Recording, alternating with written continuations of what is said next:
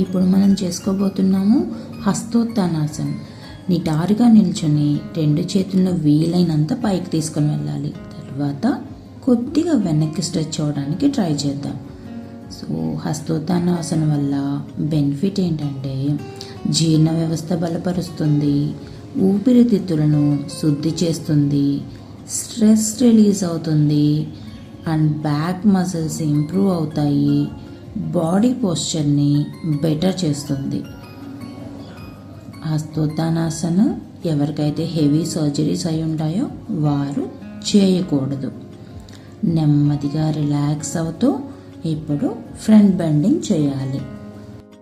హస్తోత్తానాసనకి counter pose పాదహస్తాసనం. 2 చేతులను శ్వాసని వదిలేస్తూ 2 పాదాలకు ఇరువైపులా తీసుకొచ్చేలా ఫ్రంట్ బెండింగ్ చేస్తాం.